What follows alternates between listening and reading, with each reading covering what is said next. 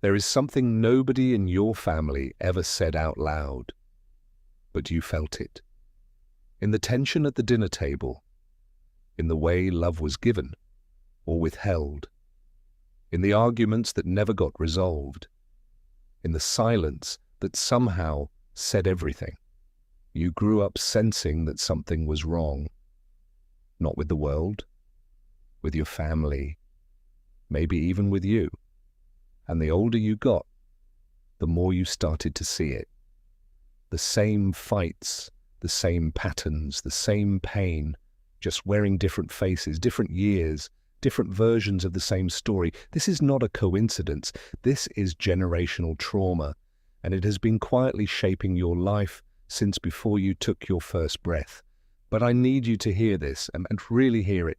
You are not broken. You are not cursed. You are not destined to repeat what came before you. You are simply carrying something that was never meant to be yours forever. And today, Kyo-san, we are going to talk about how to finally put it down. Imagine your grandmother as a little girl. She is not your grandmother yet. She is just a child who needed safety and did not always have it, who needed love and received something complicated instead, who experienced pain so deep she did not know what to do with it. So she did what humans do. She survived, she kept moving, she built a life.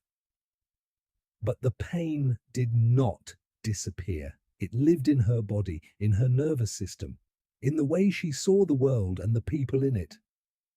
And when she became a mother, she passed on what she carried, not intentionally, not cruelly, but inevitably. Because you cannot give what you never received, and you cannot heal what you never acknowledged.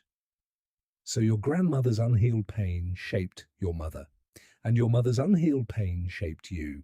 Scientists now call this epigenetics.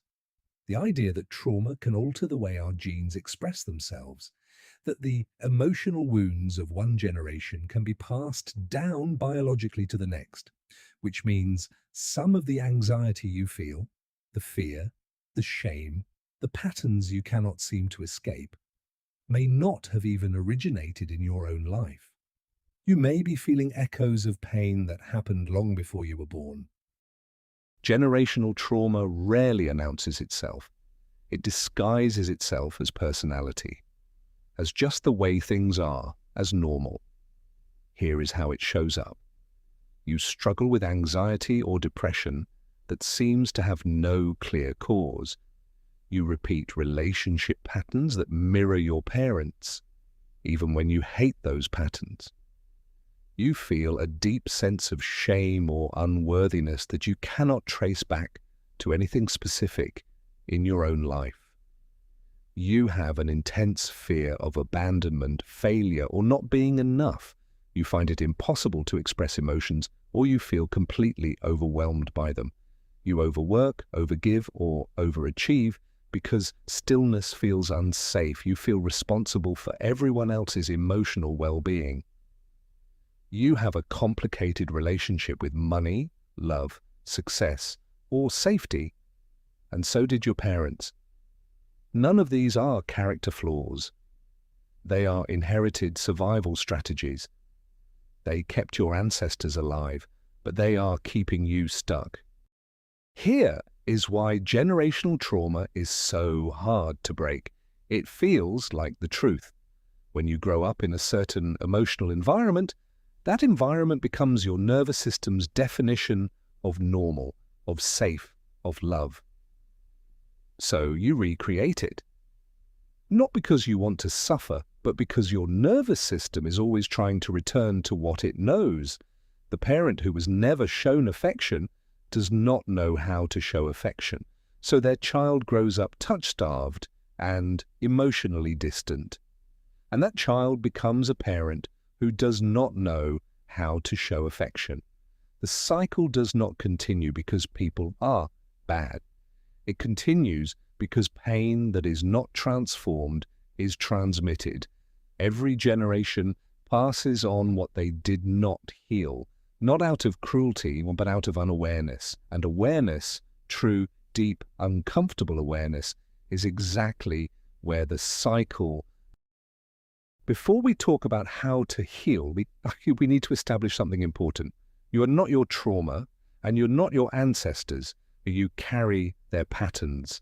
You may have lived out their wounds, but you are not condemned to repeat them forever.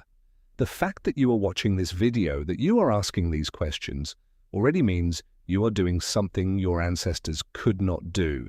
You are becoming conscious of the pattern. And consciousness is the beginning of freedom. You did not choose to inherit this wound, but you have the rare and powerful opportunity to be the one who stops it from going any further, not just for yourself, for every generation that comes after you. That is not a burden. That is an invitation. The first step is to look at your family with honest, compassionate eyes, not to blame, not to excuse, but to understand. Ask yourself, what did my parents not receive that they could not give me? What were their wounds? What did their parents pass on to them? When you begin to see your parents not just as your parents, but as wounded human beings doing the best they could with what they were given, something begins to soften. This is not about letting anyone off the hook. It is about understanding the root so you can actually address it rather than just react to it. Write down the patterns you witnessed growing up, the emotional climate of your home, the unspoken rules, the things that were never talked about. This is not an exercise in blame. It is an act of archaeology. You are excavating the origin of the wound. Now turn the lens on yourself. Which of those patterns live in you? Which beliefs, behaviors, and emotional responses did you absorb without ever consciously choosing them? Be honest. Be specific. Do you shut down when someone gets too close, like your father did? Do you use anger to avoid vulnerability, like your mother did? Do you believe that love always comes with conditions, because it did in your home? Do you feel guilty for wanting more than what your family had? These inherited patterns are not you. They are programs, and programs can be reprogrammed. But first, you have to see them clearly. You have to be willing to say, oh, this is not actually mine. This was handed to me, and I am choosing right now to examine it. This step is the one most people skip. And it is one of the most important. You need to grieve. Grieve the childhood you deserved and did not have. Grieve the parent who could not show up for you the way you needed. Grieve the version of yourself that had to shrink, hide, perform, or survive. This grief is not weakness. It is not self-pity. It is the honest acknowledgement of a real loss. And until it is grieved, it will drive you. It will show up as rage, as depression, as numbness, as the desperate need to find in adult relationships what you never received as a child. Let yourself feel it. With a therapist, in a journal, in a safe space of your choosing, you are not going back to the past to live there. You are going back to finally release what got stuck there. Reparenting is one of the most profound healing practices available to you. It means becoming the parent to yourself that you needed but did not have. It means speaking to yourself with kindness instead of criticism. Setting boundaries that protect your peace. Allowing yourself to rest without guilt. Celebrating your wins instead of minimizing them. Sitting with your emotions instead of punishing yourself for having them. Every time you respond to yourself with patience, compassion, and care, you are rewriting the internal blueprint. You are teaching your nervous system a new definition of safety, a new definition of love. This does not happen overnight. It happens in thousands of small moments. Every time you choose the new pattern over the inherited one, every single choice matters. Every single one is an act of healing. Generational trauma survives in silence. It thrives in the things we do not talk about, the secrets kept to protect the family image, the pain dismissed as weakness, the experiences labeled as just the way it is. Breaking the silence does not mean broadcasting your family's wounds to the world. It means being willing to have the honest conversations. With yourself, with a therapist, with trusted people in your life. It means naming what happened instead of minimizing it. It means refusing to pass the silence on to the next generation. If you are a parent, talk to your children about emotions, model vulnerability. Repair when you get it wrong.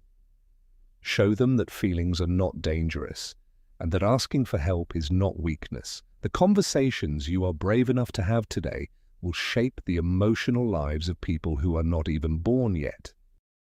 This work is profound, and it is not work you have to do alone. Therapy, particularly trauma-informed therapy, somatic work, or internal family systems, can be transformational for healing generational patterns. Community matters too. Surrounding yourself with people who are doing their own inner work creates an environment where healing is normalized and supported. And do not underestimate the power of education. Books, videos, courses, and conversations that help you understand what happened to you and why, they all contribute to the shift in consciousness that makes change possible. You do not have to figure this all out on your own. Asking for help is not weakness. It is one of the bravest things a wounded person can do. Somewhere in your family, someone carried a pain they couldn't name. They survived, but they passed it on. That pain found you. But unlike them, you are asking questions. You are doing the work. Every time you choose healing, you break the cycle for every generation before and after you. That is extraordinary. Go gently, go bravely,